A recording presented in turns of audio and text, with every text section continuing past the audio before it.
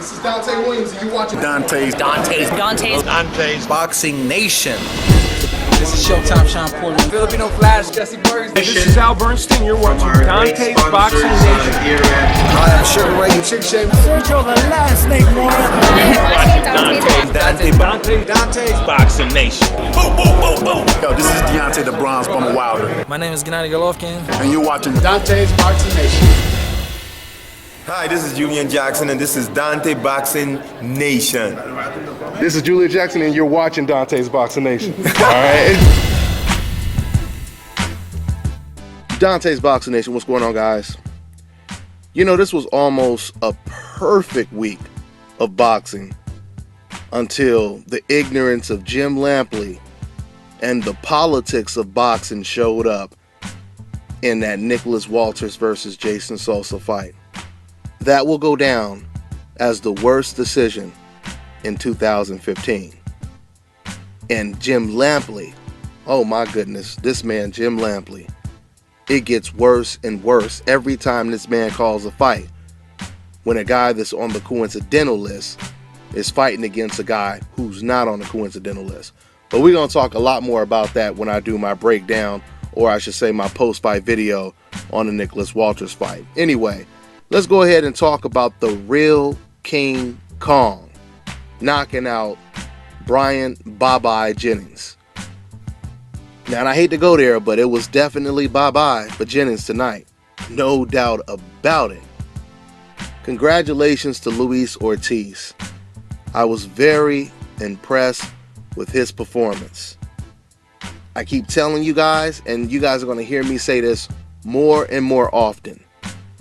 We really don't know how good these fighters are until they step up in competition.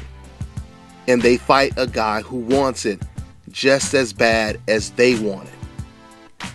We've seen this the whole weekend, okay? We've seen this in the Nicholas Walters fight versus Jason Sosa. We've seen this in the Chris Pearson fight versus Eric Walker. We've seen this in the Rances Barthélemy fight against Denis Shafikov. We've seen it last week against Anthony Joshua versus Dylan White. And we've seen it again tonight in the main event. Bryant Jennings was coming out to win this fight. But I was so impressed with Luis Ortiz's skills because he goes by the moniker the real King Kong. And, you know, when you hear that, you would just think this is just a guy who just relies on nothing but power. And he doesn't really have a whole lot of, intelligence. And he's not a guy that, can adjust in the ring, can show foot movement and counter punching ability, angles and all of that. You don't expect that from a guy with that type of nickname. But that is exactly what we got tonight. We got to see almost every component in Ortiz's game. I was highly impressed. At the beginning of this fight, I thought it was pretty interesting because first impressions as they both get in the ring, camera crew were switching back and forth looking at Ortiz and then looking at Jennings. And when I looked at Jennings, the first thing I said was, man, this dude looks nervous. I mean, he damn near looks terrified. And it's crazy because then they would switch to Luis Ortiz, and this man is damn near grimacing, looking like he's about to kill Bryant Jennings, right? And the first thing I thought about was Tyson against Bruce Seldon and Tyson against Michael Spinks. And it's so interesting because in the first round, I guess Bernard Hopkins, he picked up on it too because he said, you can tell that Bryant Jennings is really, really nervous, but it may work in his favor because those nerves may pretty much keep Bryant Jennings alert in the fight. That's pretty much what Bernard Hopkins was saying. But even though Bryant Jennings looked so nervous, he did have the right game plan. He tried to stay close to Luis Ortiz and basically smother everything that he was doing. But like the Mike Tyson effect, every time Ortiz landed clean, Jennings was hurt, and he was hurt bad. I mean, you got to give Jennings credit because he took some real good shots. He was getting hurt real bad. For him to come back from that, was it the first round? I'm not even sure if it was the first or the second round. I think it was the second round when he hurt him. But anyway, whatever round it was, when Jennings first got hurt, the way he rallied back was pretty impressive. But Ortiz kept hurting him. What made this such an all-around performance by Ortiz was the fact that he was in there doing some beautiful textbook moves, little things that a really good trainer will teach you to do. And he was able to implement those moves, little things that people don't usually pay attention to. Like when Ortiz does that little half step back, right? Because Bryant Jennings would continuously charge in, Ortiz, he would time Jennings trying to charge in by taking this quick step back. And when he took that step back, he would either throw the left hand or he would throw the uppercut. And eventually that was one of the shots that actually knocked out Jennings. I think he took a step back and he caught him with an uppercut, a perfect uppercut that dropped Jennings for the first time, right? Now, not only was he taking that step back, but he was also using angles. He kept turning Jennings as you know, it was basically the bull and the matador.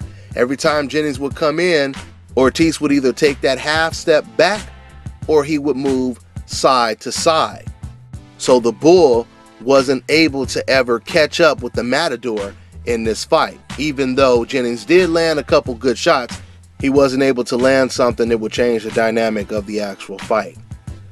So now that I told you guys how impressed I was with Luis Ortiz's performance, I'm telling you right now, the heavyweight division is definitely heating up, and Luis Ortiz is somebody that everyone needs to worry about. I told you guys a while ago, originally Luis Ortiz, he was supposed to fight on Gennady Golovkin's undercard, and he was going to fight against the former heavyweight champion Bryant Jennings. But Stavern, he pulled out of the fight. And then Luis Ortiz, he negotiated with Bryant Jennings. Bryant Jennings had also pulled out of the fight originally. And then they went back to the negotiating table, and then Bryant Jennings, he took the fight. Maybe it wasn't a good idea to take the fight after all, right? I mean, don't get me wrong, Bryant Jennings is still a great heavyweight, and I believe he can still beat a lot of these undefeated prospects in the heavyweight division, but the real King Kong is on a whole nother level. He's on a whole nother level, guys. Like I told you guys before, you rarely see a combination like this. A guy who's known as being a knockout artist, but he also has the sweet science skill set down to a T. It's going to be very difficult to deal with this guy. You seen what Bryant Jennings tried to do. He tried to stay close to Luis Ortiz. But I'm going to tell you right now, you don't want to be far away from Luis Ortiz. And I believe a lot of other heavyweights, they're going to try to probably fight him from a distance. Not too many people are going to basically put their head in the meat grinder like Bryant Jennings did. A lot of these heavyweights, I believe they're going to try to fight him from a distance. And that's probably going to actually benefit Luis Ortiz. Because if he catches you with that long distance left hand, it's pretty much a wrap. I would say right now, Luis Ortiz, his left hand is just as good as Deontay Wilder's right hand. So it's about to go down, man. It's about to go down in 2016. Man, oh man. You got Anthony Joshua, Deontay Wilder, Luis Ortiz, Tyson Fury. Okay? And you know, these are just the guys that's at the top right now. You still have Vladimir Klitschko somewhere in that mix as well. It's going to be interesting, man. And then, of course, there's some other undefeated prospects coming up. Joseph Parker, Andy Ruiz. You got Charles Martin, another guy that I'm really high on. Very talented, 6'5", 6'6", heavyweight, southpaw. A lot of the southpaws popping out of nowhere as well. But yeah, Charles Martin is really good. He's going to be fighting for the vacant IBF title against Glasgow. So yeah, that's another person that's going to be in the mix, the winner of that fight. So yeah, man, I was really impressed with Luis Ortiz's performance. He did it against a top-notch heavyweight, one of the best heavyweights in the division, at least top 5, top 10. So yeah, man, it'll be interesting to see what's next for Luis. But I want to say congratulations to the real King Kong. And that's all I got for now. I'm on to the next one.